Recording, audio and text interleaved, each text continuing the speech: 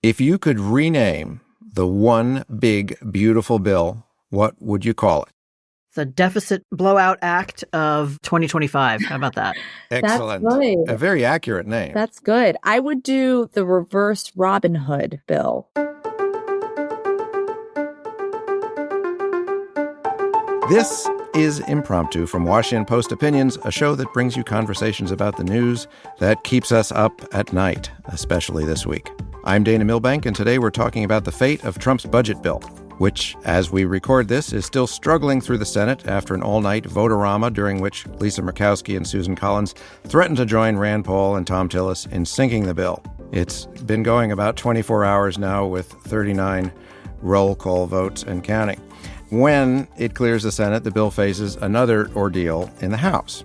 The bill is indeed big and includes massive new spending on a border wall and immigrant detention facilities while making deep cuts to Medicaid, food stamps, and clean energy investments, all while extending tax cuts that make the rich richer. The Congressional Budget Office estimates the bill will add $3.3 trillion to the national debt. In the House, GOP leaders still hope to pass it this week so they can meet President Trump's self-imposed July 4th deadline, although this moment appears maybe slipping. But the whole process has been ugly for the Republican majority, which faces rebellions from the hard right and from its moderate wing. Can Republicans get it done? And what will be the cost to the party's future prospects and, more importantly, to the American people? I'm lucky to be joined by two of my colleagues who know this stuff inside out. Would you both please introduce yourselves? My name is Natasha Sarin. I am a professor at Yale Law School and the president and co-founder of the Yale Budget Lab, also a contributing columnist to the Post. I'm Ramesh Ponnuru. I'm also a contributing columnist at the Washington Post, as well as being the editor of National Review and a fellow at the American Enterprise Institute. All right, let's start with Natasha. Your budget lab at Yale just ran the numbers on the Senate version of the bill. Can you summarize what you found? Talk about how the bill has changed since you were last with us, I think was in May. Yeah. So the headline facts are that from a deficit perspective, you quoted this 3.3 number, I think 3.3, 3.4 from CBO. That excludes the fact that interest costs are going to rise because we have to service the debt burden that we're taking on. So the number is closer to $4 trillion. At the Budget Lab, we've said there's a lot of gimmicks in this bill. There's a lot of we're sunsetting this no tax on tips or no tax on overtime provision.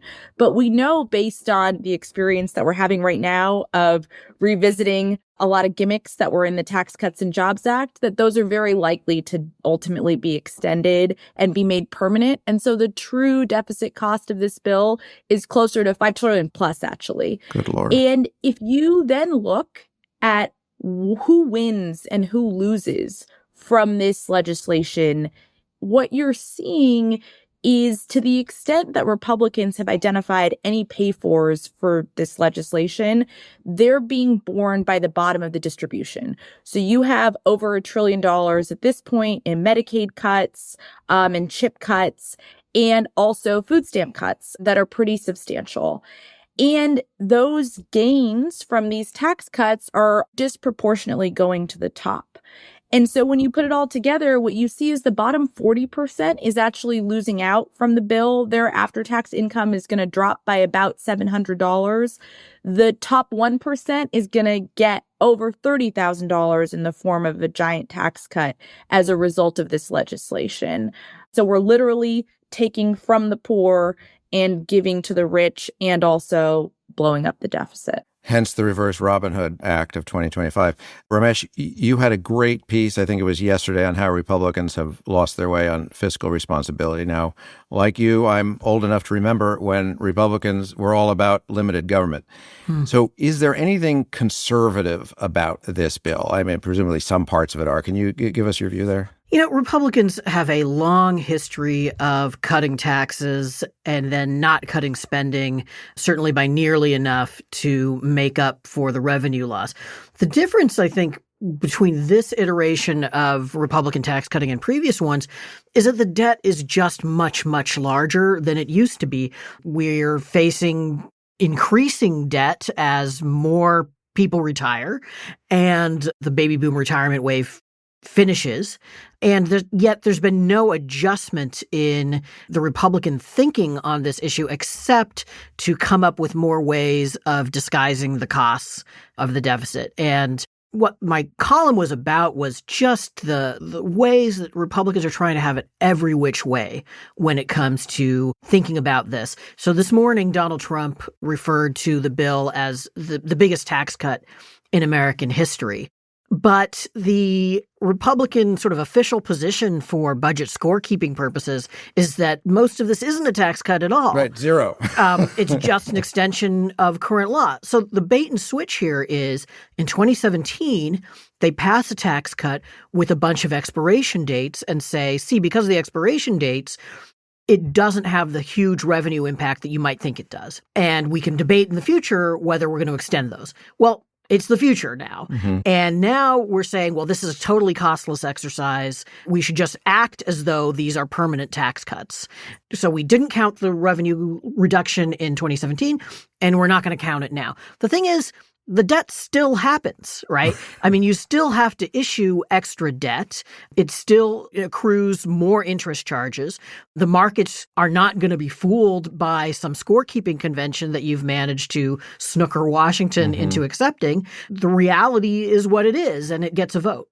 And now the Democrats, if they're returned to power, can basically do the same thing and say, okay, here's Medicare for all, and it doesn't cost anything. You know, and it's even more amazing than that because they've got new tax cuts with expiration dates in this bill, right? I wonder what'll happen when those expire. Yeah, right, exactly. Totally. All right.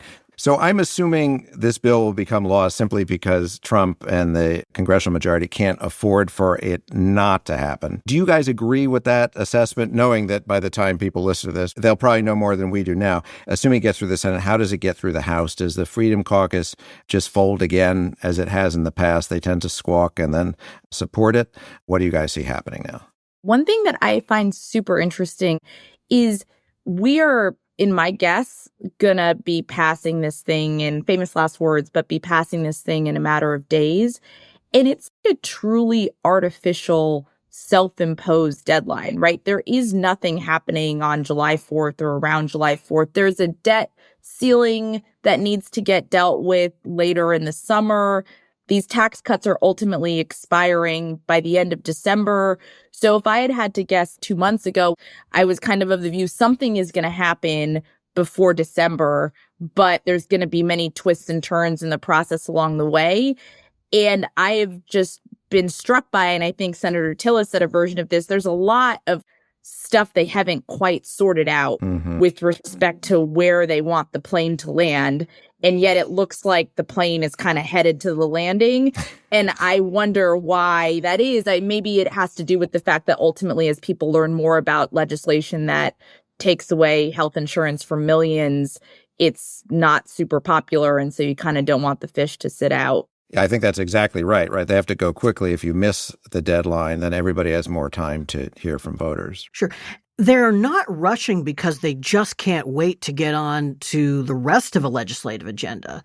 You know, this is pretty much the whole ball game for Republicans in this Congress. They don't have a lot of big ticket items that they want to pass outside of this reconciliation bill.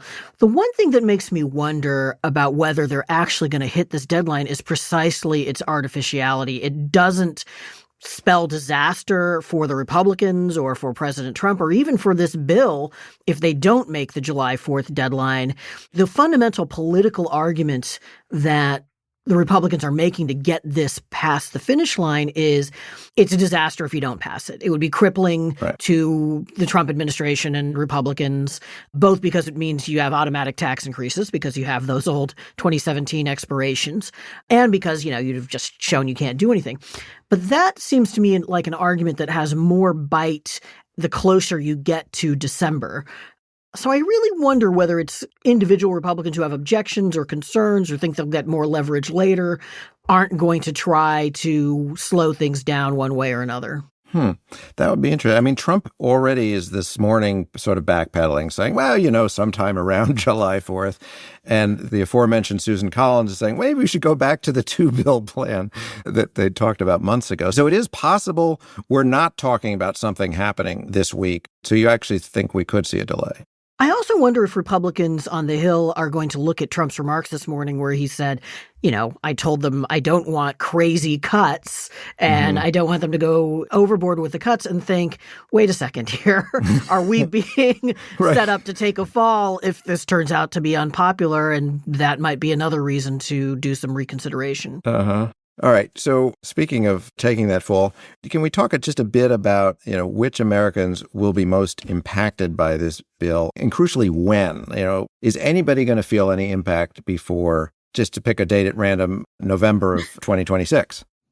It's interesting. You have designed in this legislation with November 2026 in mind, I suspect, just to pick a date out of nowhere, a bunch of delay with respect to when the particulars of the Medicaid cuts are actually going to be felt by individuals. And by far the biggest piece of the deficit busting in aggregate is the extension of the expiring provisions of the Trump tax cuts. And so people are going to see these tax cuts that they've already received in prior years, and they're not really going to feel any different than they did last year when they look at their tax bill next year. And so I think there is a challenge on sort of both sides of this as you look to when exactly you're going to start, these pieces are going to start to materialize, and how this is all ultimately going to be felt and what's going to be salient to voters. The thing that I think is not getting a ton of attention, and I just saw that Joni Ernst is probably not going to get a vote on this amendment to try to soften the phase out of these green tax credits.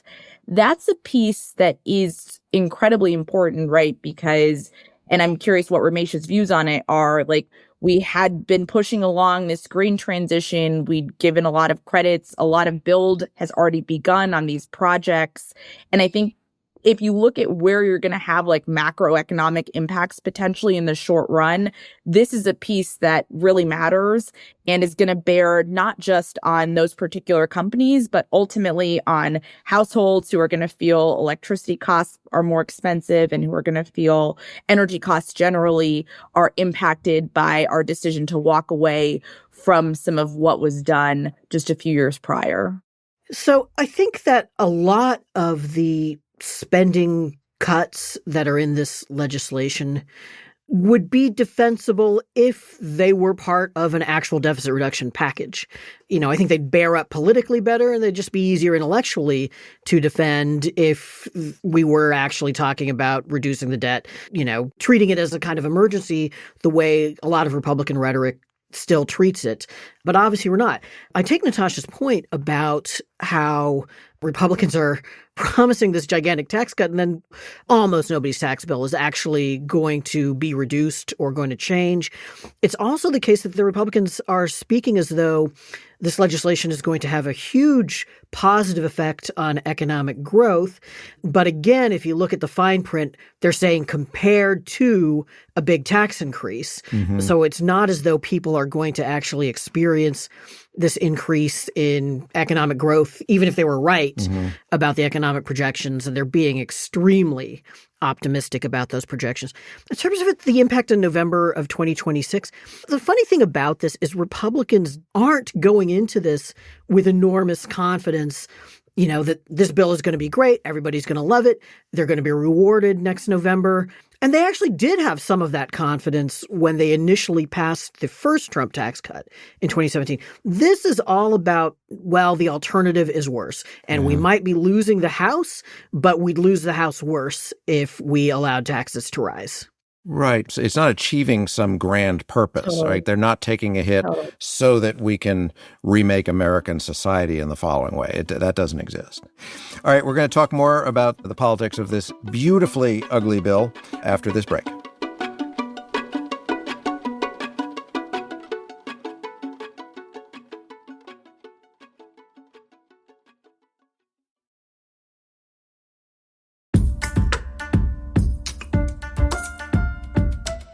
Welcome back. I'm Dana Milbank, and this is Impromptu. So, North Carolina Republican Senator Thom Tillis announced Sunday that he wouldn't run for re-election after Trump berated him on social media and threatened him with a primary. Then Don Bacon, a relatively moderate Republican representative from Nebraska and another target of Trump's abuse, said Monday he also wouldn't run again. Clearly, there's not much room in this party for anybody who isn't towing the MAGA line right at this moment. What does this mean for the GOP and for our politics generally going forward? Well, one might not have thought it possible, but Trump is continuing to solidify his grip on the Republican Party even more than was already the case. And Tillis, I think, was one of those classic Republican senators who, even though he basically votes in lockstep with Trump, at least privately, will complain and have reservations and say how concerned he is about things. We saw that really in particular with the Hegseth nomination a few months ago when he was really, you'd have to say, he was working to derail that nomination and then ended up casting the deciding vote for the nomination and for confirming Hegseth. Bacon's a different story because he has been willing to buck Trump and other Republicans, and he's got a swing district, actually sort of overperformed in that district last election compared to what people thought he was going to do. One of the factors here is he may be just projecting that 2026 is going to be very difficult in districts like his, and sometimes members in such districts decide they don't want to do it because they might lose. And sometimes they decide they just don't want to have that slog and that fight, especially when they come back, if they win, to a Washington where they're, at best carrying out an agenda they don't really completely believe in. You want to join us in a little political punditry, Natasha? We'll see, and maybe Ramesh is right, and I'm certainly holding out hope that there's capacity to shape this legislation in the weeks ahead because they end up giving themselves a little bit more time. But part of the reason why, Ramesh, I think this feels different than 2017, and you were part of it and watching it much more closely, that really felt like a Congress-authored exercise, that legislative effort. And this legislative effort, just at least to an outside observer, really does feel like a White House-owned exercise, with Trump being the one who is pushing very aggressively on various players to kind of fall into line. And I don't know, it just feels different this time around, and the level of power and the sort of concentration of power in the executive on a whole host of dimensions feels different to me than even the first Trump administration. Yeah. There was also a kind of public argument for the legislation in 2017. Obviously people could agree or disagree, and most voters didn't agree, but the centerpiece was this reduction in the corporate tax rate. The argument was we had a corporate rate that was much higher than most developed countries, and that this put us at a disadvantage. And then sort of a bunch of other things followed from that fundamental basic argument. This is much more, a bunch of things thrown together with no particular rationale. Yeah, other than they were lines in a stump speech, I guess, is the most compelling rationale. We've talked about 2017. Let's talk about 2010. So Tillis was warning his fellow Senate Republicans that this could be their Obamacare. I guess that means that voters would feel deceived. What they've been told, the opposition party would be galvanized, as happened after Democrats passed the Affordable Care Act. Do you see a potential parallel here? So I see a host of parallels to prior moments. The two that are front of mind for me, one has to do with Obamacare, but it's sort of through a bit of a different lens, which is, if you looked again in the first Trump administration, there was a very concentrated effort to repeal the Affordable Care Act that ultimately wasn't successful, in part because health insurance had proven to be something that people liked having and was quite popular and kind of hard to push against. And if you look now at what is in this legislation, we can debate whether it's 75% of the way to repeal or 100% of the way to repeal based on the 11 to 16 million people who are going to lose health insurance as a result of this package. But it's like very substantially there. And I am wondering a bit about the salience of why this feels, maybe in part because it's part of a package that isn't branded as repeal the Affordable Care Act, but it directionally is doing a lot of that. And so I wonder if ultimately the sort of political cost of it is going to feel similar. And I suspect we are going to look at this moment of irresponsibility for what as a moment that we wish had played out very differently from an economic perspective. There are 2 points here that I think are worth disentangling. One is the economics, and then another on the politics. First, on the economics, I think it's pretty interesting, actually, because you would have thought, in sort of a textbook model, you would have thought that the tariffs would tend to drive the dollar up, and that there'd be mixed results of that. I mean, it would undermine the trade deficit reducing aim of those tariffs. But in this case, we've seen the dollar weaken over the last few months, which could be telling us something about investors globally and their confidence in U.S. economic policy. I can't imagine that passage of this legislation is going to improve that confidence because, again, deficits you might think would strengthen the dollar. There's some textbook, reasons why you'd expect that to happen. That's what happened in the first Reagan administration, for example, which, caused its own problems. But I don't think that you are likely to see that this time. And so, yes, you could see that kind of market reaction, and who knows what the political effects of that would be. Turning to the question of the Obamacare repeal effort and its failure in 2017, I actually think the Republicans are in a little bit better spot than, I guess, the conventional wisdom has it, insofar as in 2017, the big sticking point was people with pre-existing conditions who thought they were going to lose the protections of Obamacare under the legislation. Mm-hmm. And that was a very, very potent group in every congressional district, and the Republicans didn't really know what to say in response to that. This time, I think Republicans do have things that they feel like they can say about illegal immigrants and Medicaid, or about work requirements in Medicaid. Again, you may or may not agree with some of that. I agree with some of it and disagree with some of it, but they've got, I think, a foothold that they didn't have last time. All in all, though, the fact is Trump voters who were not terribly engaged in politics but came out in 2024 for their guy, they're likely not to come out regardless. And that's the problem that Republicans have. Now, I've been writing this, I think Ramesh has too, since the 1990s, that, since the Clinton-Gingrich deals. But things just keep getting worse and worse. All attempts at reform have failed. This is going to be another huge blow to fiscal responsibility.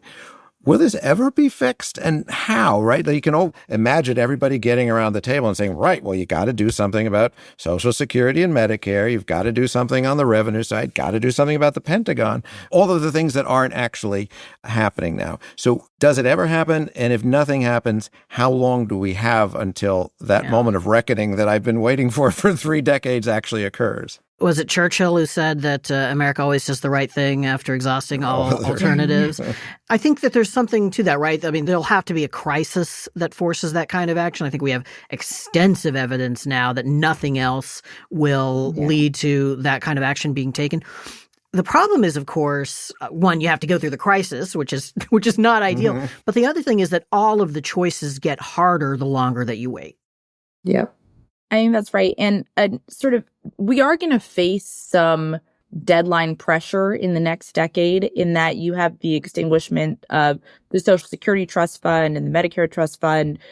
I suspect, though, the most likely outcome, maybe I'm being overly pessimistic, is in absence of crisis in that moment, what you're going to do is just find a way to roll into general revenues, right? So it's not that people are going to lose benefits. It's that we're going to finance the benefits through more deficit increases. And ultimately, I do think we are going to face some, and I guess maybe you have to hope for mini fiscal crisis, right? I don't know if that's just a little one. A controlled explosion.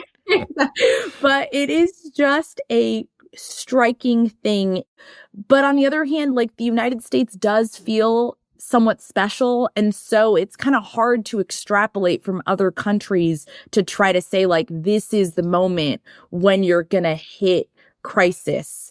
And I agree with Ramesh, like, it's really unfortunate in some sense, because ultimately when you get there, it is going to be much harder to do the type of course correction that ex ante would have been relatively straightforward to do, like, don't do this giant deficit busting bill. But the plus side, the good news, is that economists are going to learn so much. That's good. We are learning a lot from this administration's trade policy, where effective tariff rates have moved around about 65 times since January. So, and more to come. Good. This will become a learning moment, a teachable moment. So on that bit of positive news, I'm going to go back and test Susan Collins' level of concern. And Natasha and Ramesh, I thank you both for this terrific discussion. You're welcome. Thanks so much for having us.